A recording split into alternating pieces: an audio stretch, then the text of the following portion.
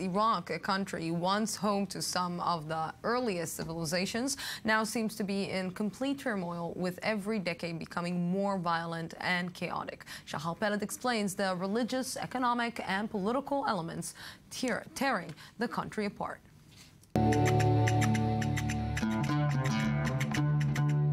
Once the cradle of civilization, Iraq today has become a synonym for turmoil and chaos.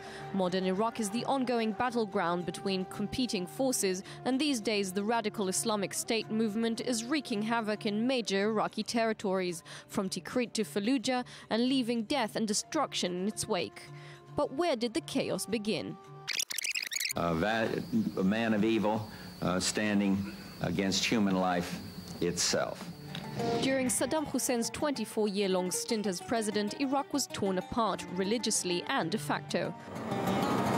The 1980s 8-year war with Iran further destabilized the region, and the 1991 Gulf War, sparked by Iraq's invasion to Kuwait, led Shia and Kurdish Iraqis to revolt against Saddam Hussein's regime, but they were fiercely repressed using chemical weapons.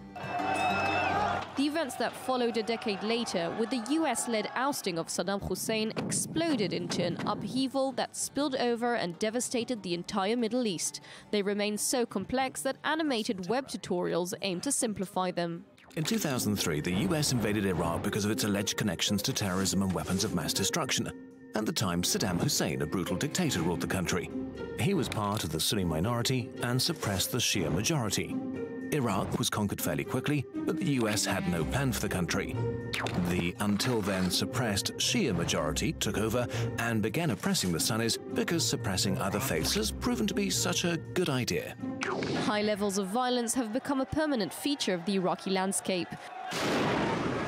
Sunni insurgent groups, with Al-Qaeda among the most violent, began an increasingly bloody bombing campaign, at times killing hundreds of civilians and security forces in one day. A bloody civil war which broke out in 2006 further tore apart the religion-segregated country. A glimpse of hope emerged when, together with a surge in US troop levels, the situation gradually calmed down. But not for long. The last remaining US forces left the country at the end of 2011, but the Shia-led government of Nouri al-Maliki failed to unite Iraq's various communities. Initially backed by Saudi Arabia, a Sunni group called the Islamic State in Iraq began flourishing after the outbreak of the Arab Spring.